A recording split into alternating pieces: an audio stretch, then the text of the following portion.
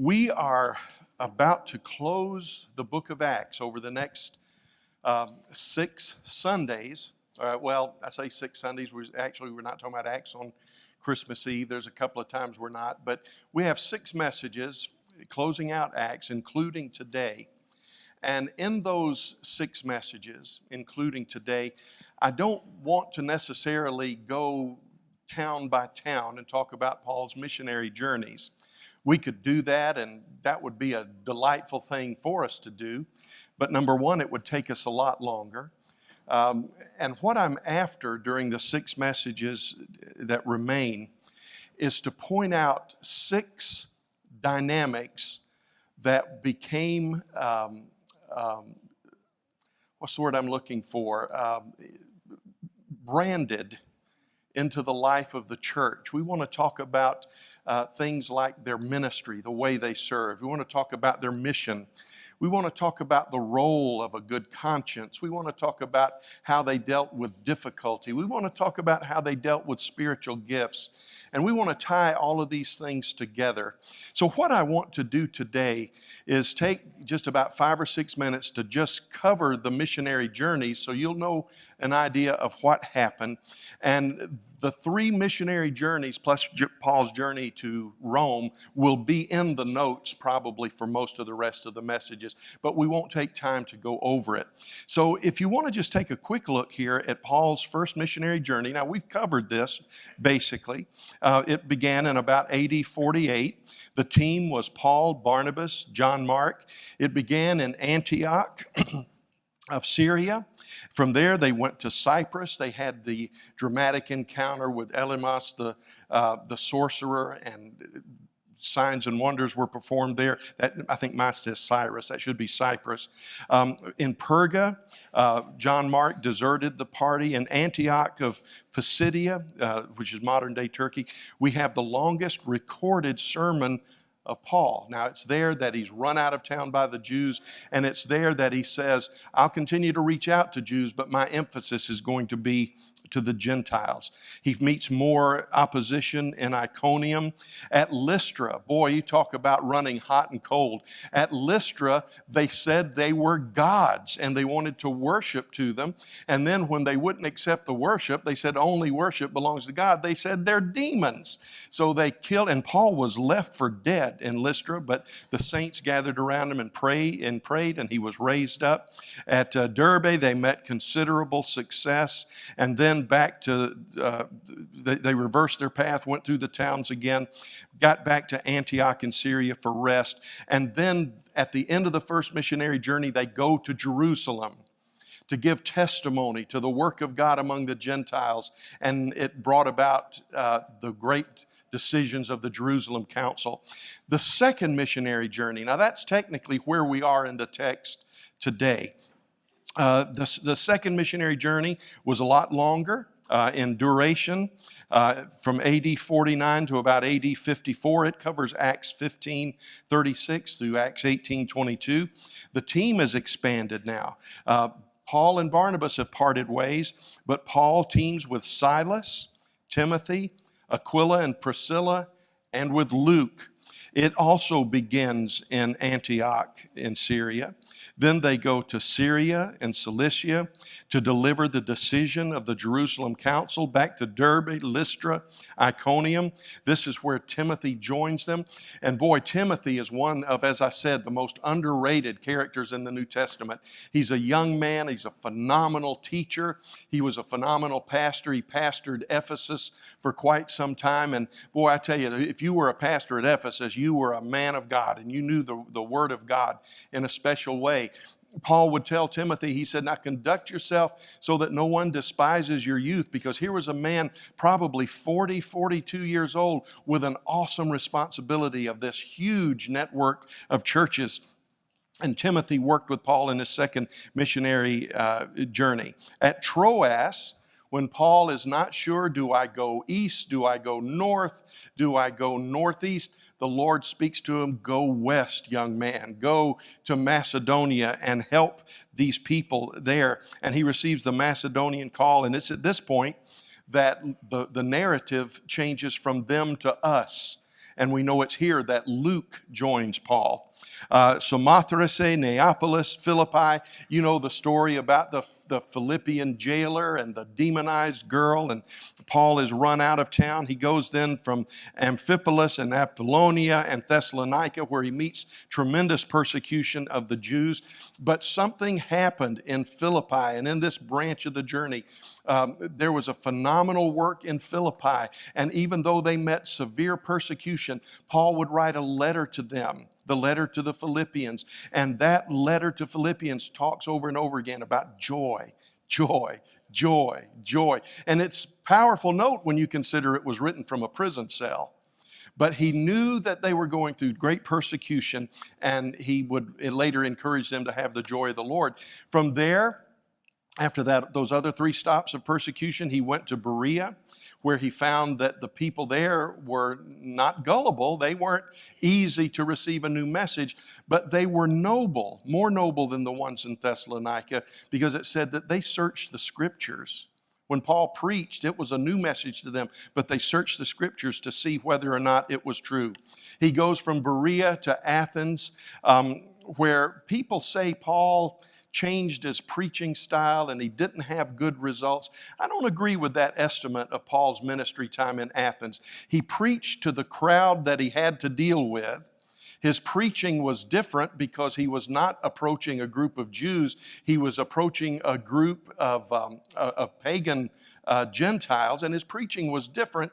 But don't view Athens as a failure. I've heard a lot of people say Paul changed his preaching and he shouldn't have done it. He failed in Athens.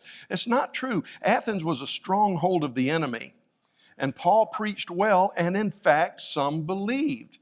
That just tells us there are some places that are tougher than others. From Athens, he went to Corinth, where he spent some years, and he left Aquila and Priscilla in charge there. He goes to Cenchrea, where he takes a vow. We're not sure of the nature of all that happened there, except Paul got his head shaved in order to keep a vow. He goes to Ephesus. And Aquila and Priscilla are brought to Ephesus as well. And then in Caesarea, in Syria, in Jerusalem, back to Antioch in Syria, he returns to rest. Then Paul's third missionary journey, Acts chapter 18 through Acts 21, occurs during the years about AD 54 to 59. You still have Paul, Timothy, and Luke together, who were supported by other ministers at various times. He visits the region of Galatia and Phrygia. This was a time when Paul was sick, and he actually stopped in some of these places in order to recoup. But the churches of Galatia treated him in his illness as though he was an angel from God. That's what he says. He said in the letter to the Galatians, he said, I know that you would have taken out your own eyes and given them to me if it would have helped me with my malady and my remedy. So he visits and establishes churches in Galatia and Phrygia, 2 years in Ephesus, where he writes 1 Corinthians. He goes to the regions of Macedonia and Greece. During this time, he writes 2 Corinthians, and he writes the book of Romans. He goes he goes to Philippi of Macedonia and Troas. And boy, I want to tell you something. You talk about something that'll ruin your self-esteem.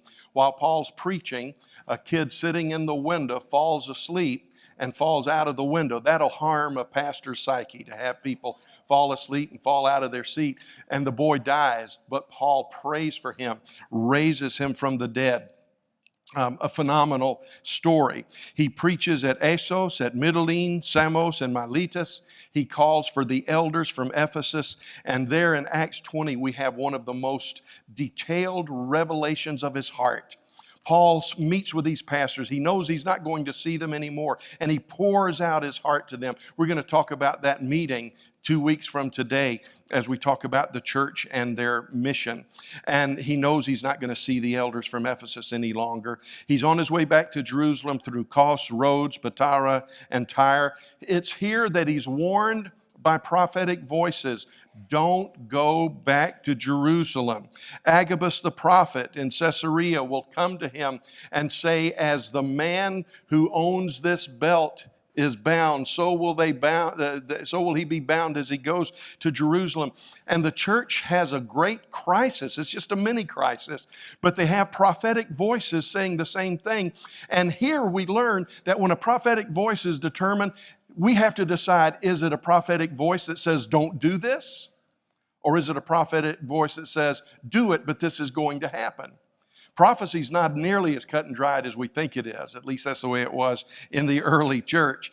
And we're introduced again to Agabus the prophet. He's the prophet that had prophesied the great famine in Jerusalem that came to pass. Then he goes to Jerusalem, and during his stay in Jerusalem, he enters the temple because he's been charged with this lie. He's been charged with the accusation that Christianity is anti-Jewish. And he wants them to know that being a Christian is not anti-Jewish. So he digs down into his Jewish roots. He ends up being arrested, just as Agabus and the other prophets said. And that begins the last section of the book of Acts, his journey to Rome. We read about it in chapter 21 to 28. It covers AD 60 up to about AD 62. We see Paul and Luke staying together in the company of Roman guards and several team members who were there on occasion. It begins in Jerusalem, goes to Caesarea, where Felix and Festus and Agrippa hear Paul's testimony. He's there for about 2 years. He sets sail for Jerusalem, and then we have that notable shipwreck that occurred. He lands on the island of Malta and there performs many wonderful signs and wonders. The first one was his own deliverance. He's gathering up sticks to feed the fire, to keep them warm after the shipwreck, and a viper attaches onto him, and Paul shakes the viper off into the fire. And everybody said, well, yeah, he's guilty. He escaped death by shipwreck, but he's obviously a wicked man because fate wouldn't let him escape. He's bitten by a serpent. But when they saw that he suffered no harm, and I believe this was what Jesus was talking about in the Gospels where he said they'll take up serpents. He wasn't talking about us having a service where we take up serpents. We don't do that. And if we did, I'd be sure it was a vacation Sunday for me.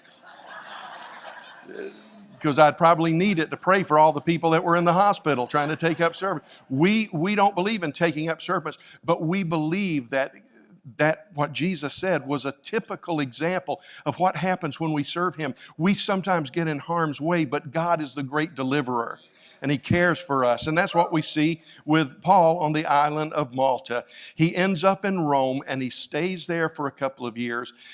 Now, I take a deep breath after that. This is not, in my opinion, this is not the Roman imprisonment in which Paul dies. Many scholars, and not that I'm a scholar, but I agree with the scholars, believe that Paul was released from Rome.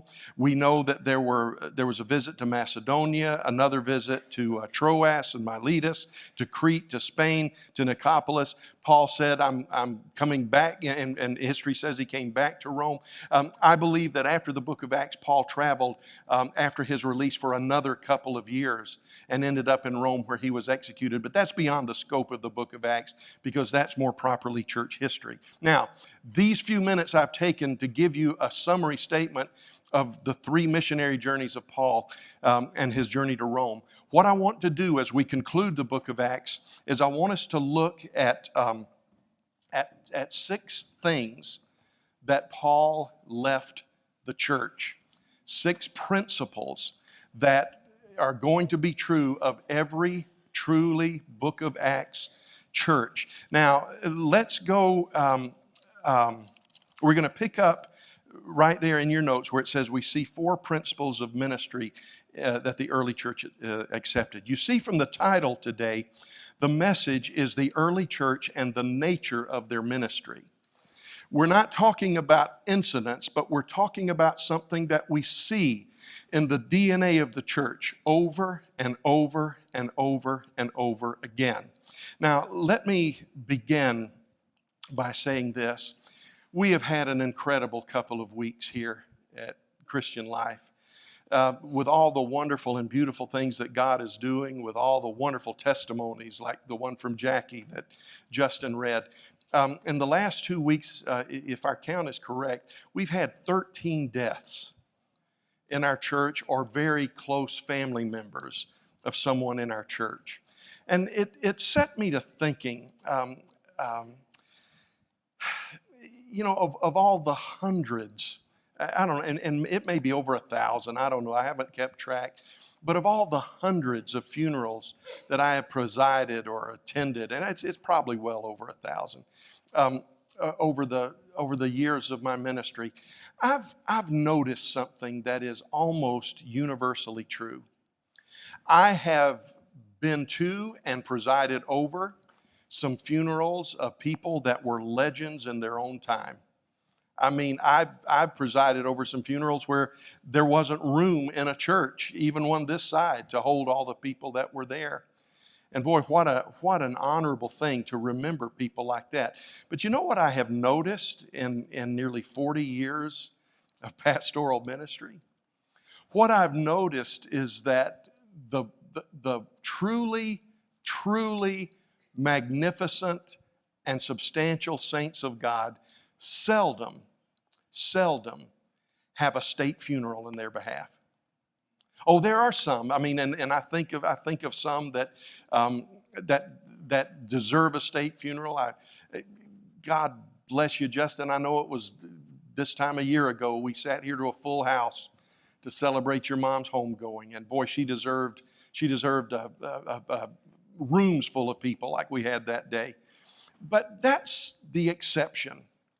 Most of the time, the people that really have made a difference are folks that have a handful of people, folks that are remembered in passing by the church, but the church goes on.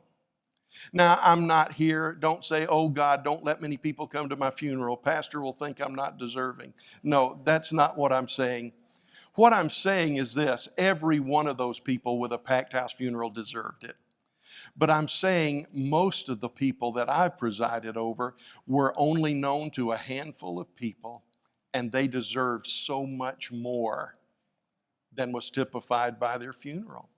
You say, Pastor, can we move on? You've got me depressed. Well, I want to tell you, that's what has made the last couple of weeks so special to me. I'm reminded that, I've been here long enough to know people in the cycles of life. When you pastor a church for 2 or 3 years and someone dies, they were old when you came to the church, and I remember doing someone's funeral. They had been in a nursing home the whole time I'd been their pastor. But when we had the funeral service and people began to talk, I realized they were stalwarts of the church.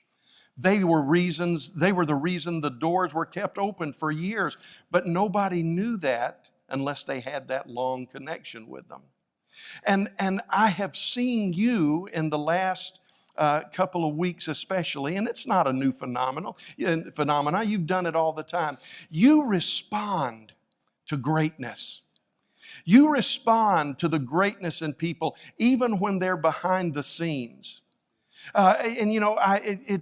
ought to do that. I know that even now, as I talk to my kids, they all remember Mama and Papa, my parents, but they remember them in their last years. And every now and then, while we talk about what you remember, I want to gather them around. I say, let me tell you about Papa when he was young and strong.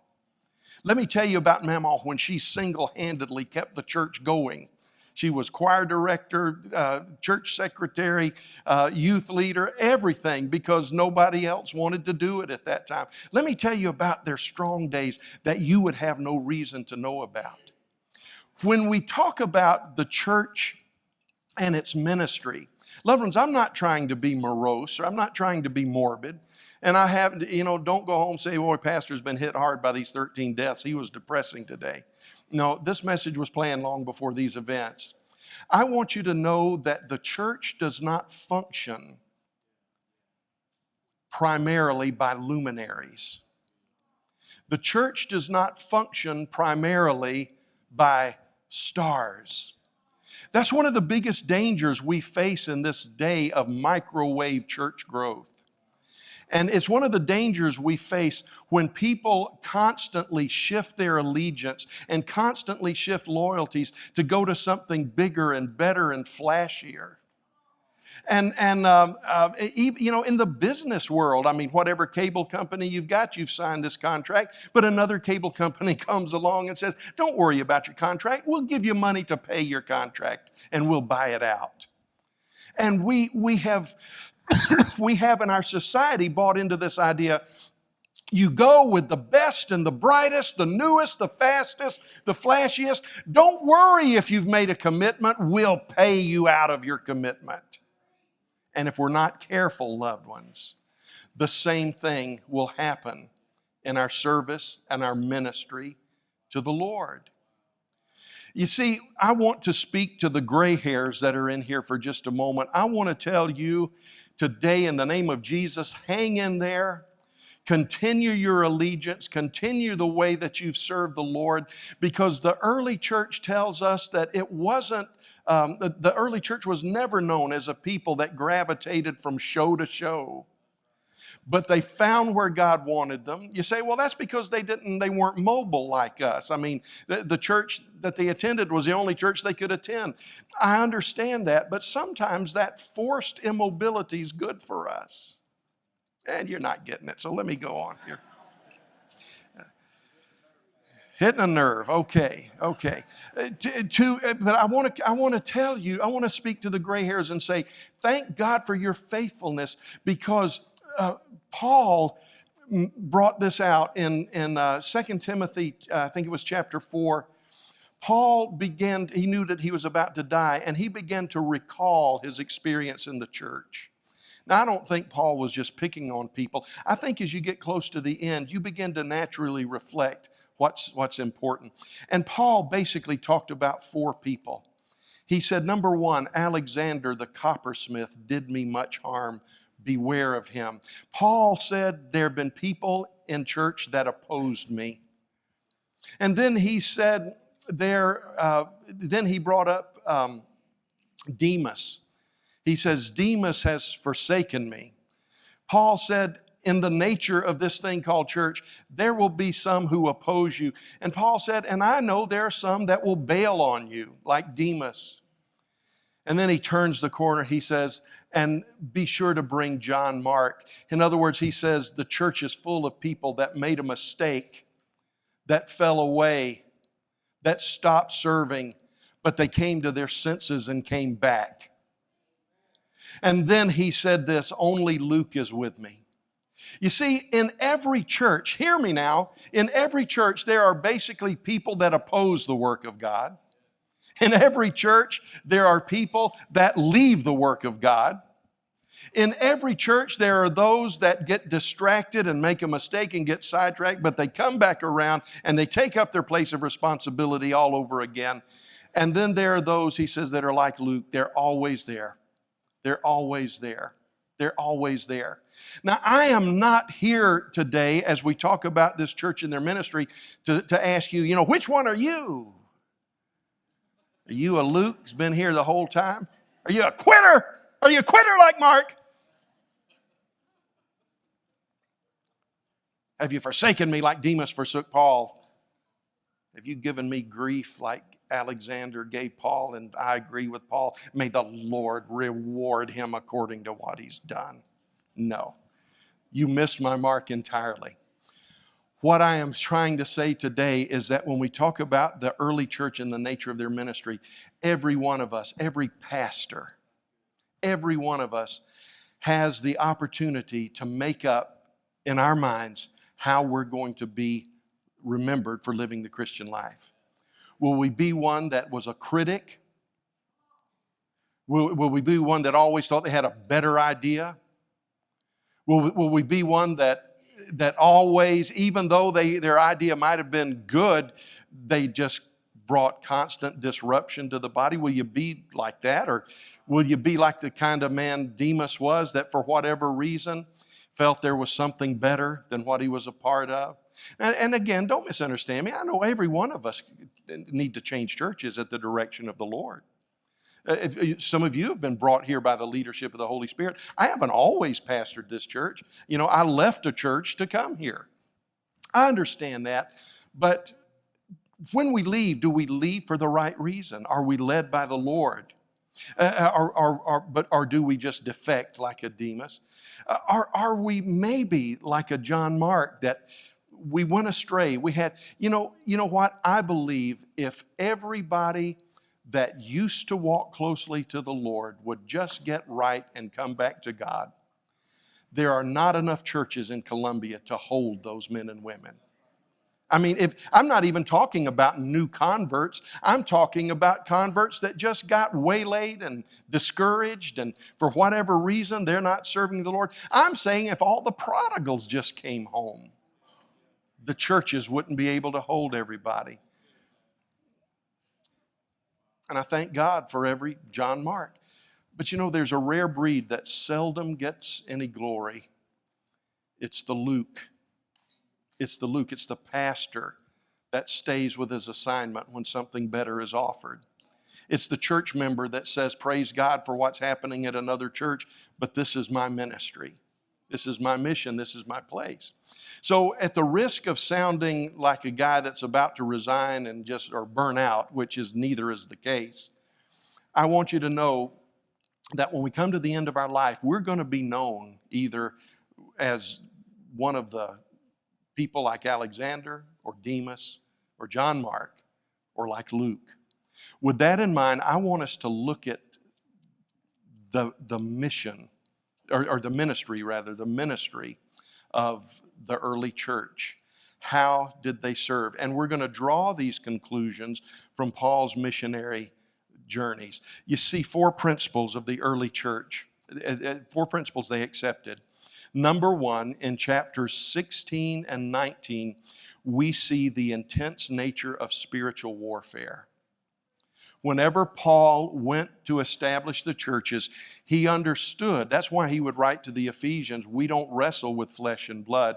He says it's not just a matter of raising money and finding a building and getting a program and getting volunteers. He says there is this dynamic of spiritual warfare. Loved ones, I want to tell you what the early church understood. They understood that they were in a fight.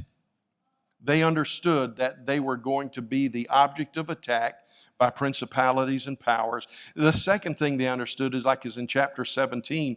They understood the reality that some will believe our message and others will not.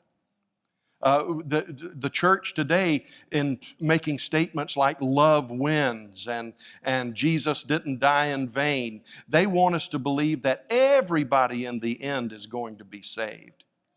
They want us to believe that everybody in the end is somehow going to make it to heaven. An extreme view of it says even the devil will get right before it's all over. And one of the real trophies in heaven will be that Satan himself is saved by the grace of God. I want to tell you, I do believe in the grace of God, and I do believe that we will be amazed. There will be 2 things in heaven that we're amazed about. 3 things, rather. 1, the people we thought would be in heaven that aren't there. And number 2, the people that we knew would not be in heaven that are there. And the third thing we'll be amazed at is that we made it. Is that we made it. I am so thankful for the grace of God. But loved ones, will you hear me? The grace of God and every knee bowing, every tongue confessing that Jesus is Lord, that does not mean that everyone's going to be saved. And if you want to be discouraged, you enter a ministry thinking, I'm going to save everybody. Now, you've got to work to that end. You've got to expect that. You've got to pray for that. But the fact of the matter is, in summarizing Paul's ministry, this was a summary statement of Paul's life. Acts 28:24, some believed the things which were spoken and some believed not. That's been the toughest thing for me to accept in years of ministry. Some will come along and some will not. Some will believe and some will not. Some will surrender to the Lord and some will not. And they had to labor in an environment where they said, not only are we wrapped up in spiritual warfare, but some of these people that we reach out to will never be reached. Number 3, in chapter 18, we see the reality of slow and steady wins the race. If you want to see the labor of building the early church, read 1st and 2nd Corinthians. It's just Paul dealing with problem after problem after problem after problem after problem. I've often told people that a church that grows is a phenomenal thing because 90 to 95% of what goes on in the church office, 90 to 95% of what pastors do is maintenance. You have to maintain, you have to help, you have to heal, you have to minister to the saints. Pastors don't sit around all day and say, what new thing can we do? Or what problem can we solve today? Most of the time in church ministry is a struggle for survival. It's a struggle to maintain where you are and to keep going forward. In fact, Jack Hayford made an observation about their church. He says, we need to grow 30% every year to break even. Maintenance. And when I study the stories of churches like Corinth, what I see is people that labor day after day after day, and slow and steady wins the race. That's why the churches in America are not growing with long-lasting, substantial growth. We jump from high place to high place, from flash to flash, and we don't create a foundation that can sustain those kind of numbers. And I'm not opposed to that kind of growth. It just needs to come on the heels of a foundation being laid. And so often it's not. Slow and steady wins the race. And number 4, in chapter 19, for instance, we see the inevitability of clashing cultures. Cultures are going to clash. The result will be deepened fellowship on one hand, persecution on the other. And these 13 deaths, you know what I've seen this church do? I have seen the people of this church rush to the support of those that are hurting. The pastors were in a panic. We had four funerals at one time. At the same hour. And we said, what do we do? How do we handle this? And you know what we found out? We found out that this church doesn't depend on pastors. This church depends on each other. And the church pulled together and gathered around others and loved each other. Okay, now, what are the Christian life lessons? What do we do with this? If we're in spiritual warfare, and if not everybody's going to believe, and slow and steady wins the race, and we're in a clash of cultures, what do we take away from the church? This was the culture of the early church. And I want to give it to you right now. Now, next time we'll talk about their mission, what drove them. But today we're going to talk about the way they did the work of ministry. Number 1, a church of Acts will expect to be opposed. We will expect to be opposed. This is the principle of spiritual warfare. Loved ones, every church has to ask this question, and every member of the body of Christ has to ask this question, and it's this: what does it take to make you quit? What does it take to make you quit? What does it take? Let's go down another level. What does it take to offend you? Because the enemy will see to it. When you are at the brink of your greatest moment, I guarantee you will be tempted to become a fault finder and a pessimist. You will be tempted to say it's not worth it, or you'll be tempted to say, why doesn't the church understand what I understand? Because if the enemy can get you to quit, or if the enemy, and this is far worse than quitting, if the enemy can get you to carry offense, he has effectively paralyzed your effectiveness for the body of Christ. I want to recommend 2 sources to you. You see in your notes, there's a book called The 3 Battlegrounds by Francis Frangipane, and another book, The Beginner's Guide to Spiritual Warfare by Neil Anderson. If you are really wanting to be poised for the best days ahead, I encourage you to read these books, because as the early church did, you and I must expect to be opposed. A Nigerian pastor that I had the privilege of meeting one time, his wife and little baby were killed. And it was such a devastating, horrific story. Killed by, I better not try to say which group it was, I forget, but by enemies of the church. And I remembered, I said, asking him, and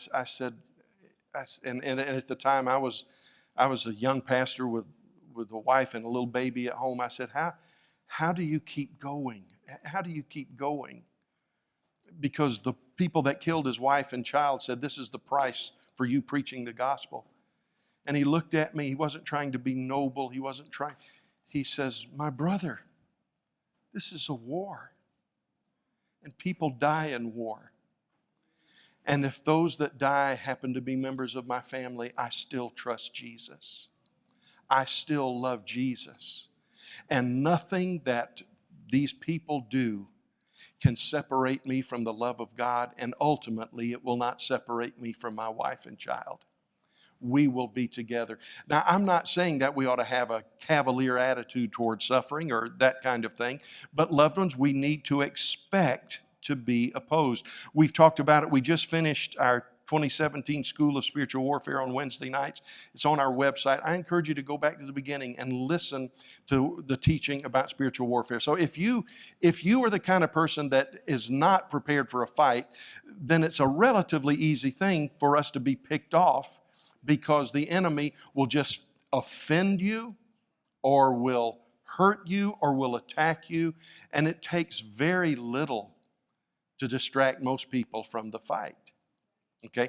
But they knew we're going to be opposed. Number two, we have to expect mixed results. And I may be speaking to ministry leaders more than just a general appeal to Christians today. I think this affects pastors in particular and can affect ministry leaders just as well. In every venue, there are those who accept the message and there are those who reject the message. There are those who accept the message. There are those that reject the message. And if we're not careful, we'll fall into the trap of Elijah and we'll say, I alone, I'm the only one that's hearing God. I'm the only guy in church that understands what we need to do. I'm the only woman in church that understands what's needing in our women. And I'm the only teenager that understands what teenagers really need. And guys, I want to tell you, if you're not careful, ladies, I want to tell you that this is a thing of mixed results. I'm not saying that we ought to accept defeat. I'm not saying that we ought to accept the rejection of the gospel, but we need to understand that's the culture in which we live. You know, Elijah had a phenomenal effect. He's revered as the greatest prophet in all of Israel, but there was a time when he said, Lord, just go ahead and kill me because life's not worth living. That's the work of the enemy. That's what Jezebel spirits do. I remember a documentary on the anniversary, in 1984, the 40th anniversary of the D-Day invasion. And one man that had gone ashore in a landing craft at Omaha Beach was interviewed, and another man that was flying air support for those troops going off the landing craft was interviewed. And they both were in the same place. They were both at the same beach. The guy on Omaha Beach says they dropped the gate for our landing craft, and the first 6 men were mowed down with machine gun fire before we could even get out of the water. He said, men behind me drowned because we came in late and the tide was too deep, and they had 80-pound pack plus their weapon and supplies. They couldn't swim to shore. He says a good number of our landing craft men died. A handful of us made it to shore. We're pinned down. They're dying left and right. And he said, I looked at the situation and said, we're going to lose this thing. At the same moment, he said, we're going to lose this thing. The man who was flying air support, he saw not only the men being mowed down, and he saw not only the men drowning, and he saw not only the men that were pinned down on the beach, but he saw the wave after wave of landing craft that were yet to come. He saw the positions that were held by the paratroopers that went in under the cover of darkness. He saw that actually, even though the Germans seemed to be winning the fight, they were surrounded and the noose was tightening around them. And he said, I shook my head and said, we're going to win this thing. So you've got two men at the same place seeing the same thing, and one of them saying, we're going to lose this thing. The other one saying, we're going to win this thing. And guys, we've got to understand that in moments when we are down, we're not seeing the whole picture. And that's why those that are up need to encourage those that are down. And that's why those that are down need to stop taking their progress reports from this world and start tuning into the next world. Guys, we are going to lose some battles. We are going to win some battles. But even though we lose battles, we win the war. We win the war. Say, Pastor, don't tell me we're going to win battles. You're just not being positive. I am positive. I'm positive we're going to lose some battles. But I'm also positive we're going to win the war. We need to understand that even Paul, when he spoke to the Ephesian elders, now we're talking about book of Acts, in Acts 20, when he speaks to the Ephesian elders, he says, I know this. The church was strong. The church was flowing in the Spirit. The church had phenomenal pastors. He said, I know this. From the outside, wolves will creep in to destroy the flock. He says, can I tell you what else I know? From the inside, wolves will creep in to destroy the flock. But he spoke to those elders. He says, but you stand guard over the flock. You fight the battle. Understand that there are going to be days when you're followed with precision, and there are going to be days when it looks like liars are winning the war. But he says, you keep doing what's right. And can I say to every ranger commander, can I say to every Sunday school teacher? Can I say to every Impact Girl leader? Can I say to every food pantry worker? Can I say to every Stephen ministry worker? Can I tell you there are days that you're going to shake your head and say, I failed. There are going to be days that you say they didn't come along. You're going to be like God who spoke to Israel and said, oh, that you had hearkened to my commandments. Oh, that you had listened. If only you had done that, then you would have peace like a river and righteousness like the waves of the sea. Guys, I know that there are going to be days when you just say, why didn't they listen? But there are going to be days when you have profound victory. And more importantly, there are going to be days when you stand before the Lord Jesus Christ, and He is the only one who understands the labor of your hands. He's the only one that understands the faithfulness that you've exhibited. The pastor may not know how faithful you were. Your wife may not know the sacrifices that you made. Your children may not understand the greatness of your ministry, but Jesus does. Jesus does. I wrote something in a tribute to my dad, and I wish I'd written it down in front of you, but to me, it was the greatest compliment I could pay for my dad. And what I said was this. I said, children rarely look at their parents and think of them as people with dreams and aspirations and goals. We seldom do that with our parents. But as we get older, we're able to back up and see them not as mommy and daddy, but we're able to see them as men and women of God. And I said of my dad, I said, knowing that about my dad now, being old enough to understand his dreams, his visions, his aspirations, he is the kind of man I'm not only proud to call my daddy, but he's the kind of man I would have gladly saddled up and rode beside into any battle that presented itself. See, God knows what nobody else knows about you. God understands what nobody else sees about you. If you feel unappreciated, if you feel unrewarded, understand it's just the nature of the battle we're in. It's easier to focus on the negative than the positive. But I want to tell you, for every moment that you look around and say, we're going to lose this thing, there's somebody that's a little bit higher up that can see a little more than you can and say, no, we're not going to lose this thing. We're going to win this thing. We're going to win this thing. Okay, let's go on to number 3.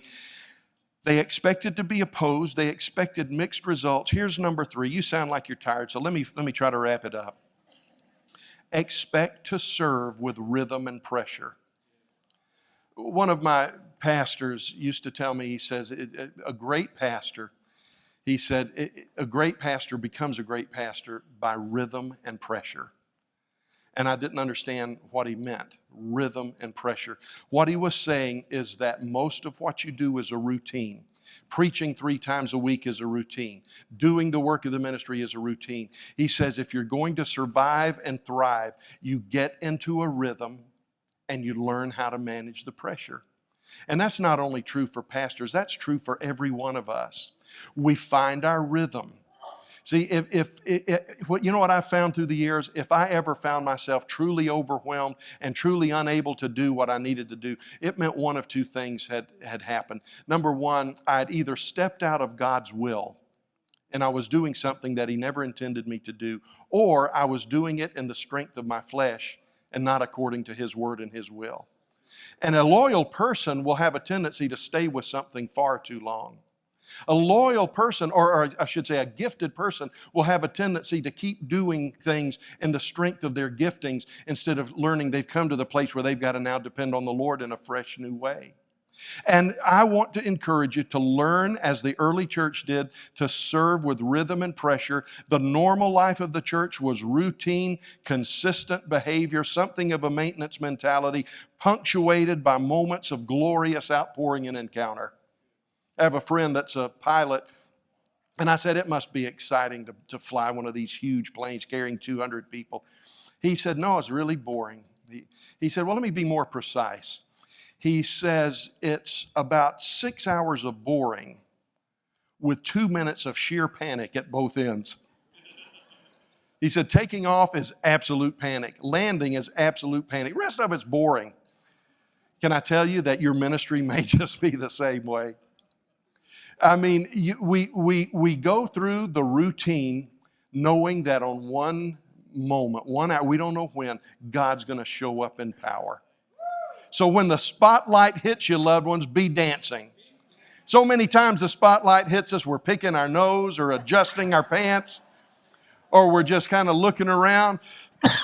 But I want to tell you, the church is built by people that keep rhythm, that keep dancing, that keep doing, even when the spotlight is not on them. Learn to serve with rhythm and pressure. Have you ever wondered why the fruit or the product of your life is referred to as fruit? It's because the things that last take a long time to grow. And then even after you see the promise of the fruit, it starts out small. And then even after it gets big, you've got to wait for it to ripen. You see, that's why the flesh in Galatians, it's called works. It's the word that we get energy from. It's what we just, I've got to do. That's the work. That's the way evil works. It's impulsive. It's what you can manage in your own strength. But your righteousness, love, joy, peace, all of that is referred to as a fruit. It's got to grow. You know, the Bible talks about wine being a symbol of the fullness of the Spirit. I read the Bible and I find out there are 2 ways wine is produced. The first way is Jesus sees a container of water and He changes the water into wine. Now, I personally, I'm not a wine drinker, but I love that approach. I love for Jesus to see something plain in my life and make it exciting in about a nanosecond. I love that. I love to come to the altar with a problem and walk away without the problem. I love water turned to wine. But can I tell you that for every time that happens, there are billions upon trillions of grapes that have to grow, that have to mature, that have to be gathered, that have to be stomped, that have to be processed, that have to be poured from vessel to vessel, and then the fermentation has to. Guys, can I tell you, unfortunately, that's most of our life.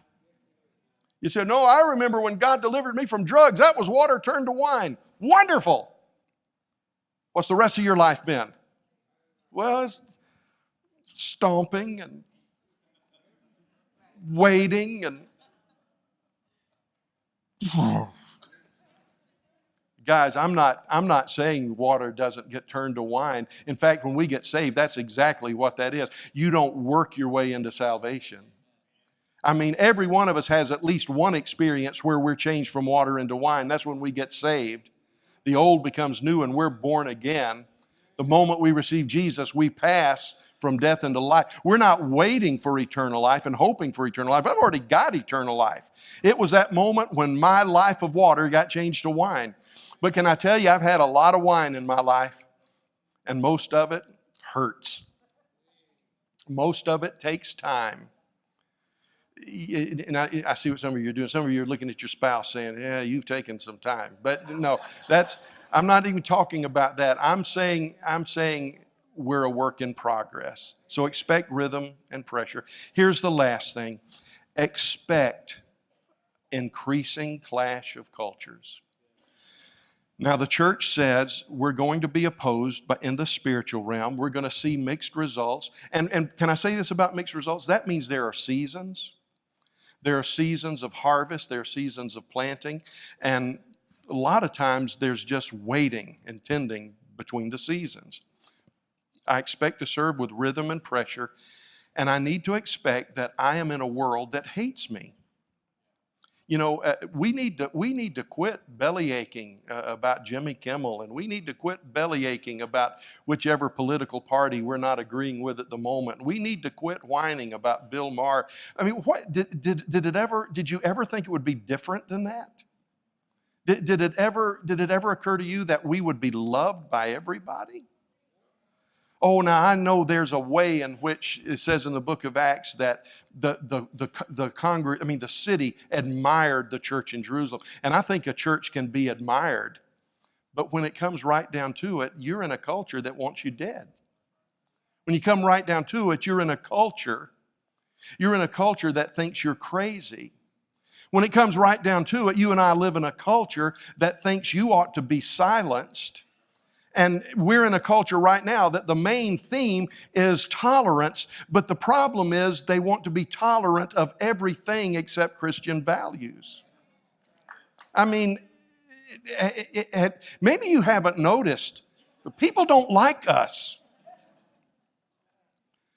But may we always be sure that we're not at the end of someone's dislike because of the way we act. May it always be a spiritual matter. We overcome the world, the flesh, and the devil. Jesus said, you are in the world, but you're not of this world. Paul said, this is a summary, my sentence, not his, but it's a summary of his statements. You cannot live in this world without the pressure of it pushing against you. Paul said, if you're going to get away from the pressure of this world, you'll have to be taken out of this world. But Jesus made a point. He says, you're already clean. You don't need to be washed except for your feet. Now, what Jesus was teaching the disciples just before his death, they had been bathed and they come together for the Last Supper, and Jesus stoops to wash their feet. And he's showing his servant leadership by doing that. And Peter, who always meant well but seldom said it well, said, that's why I've shown you that his last name was Chitty, but Peter said, Lord, you'll never wash my feet. And Jesus made a spiritual application. He said, Peter, I'm illustrating something about the Christian life. If you don't let me wash your feet, you have nothing to do with me. Now, what Jesus was saying, Jesus made it clear. What he was doing was talking about spiritual cleansing and spiritual intimacy and spiritual relationship with him. And Peter, meaning well, said, well, then don't just wash my feet, give me a bath. And Jesus said this, he says, Peter, you don't need another bath. You're already clean. You've had a bath. What you need is your feet washed. And Jesus was saying to Peter this. He says, Peter, to come to God, you need to be cleansed. You need a bath. But you don't need to keep getting a bath over and over again. You don't need to get saved over and over and over again.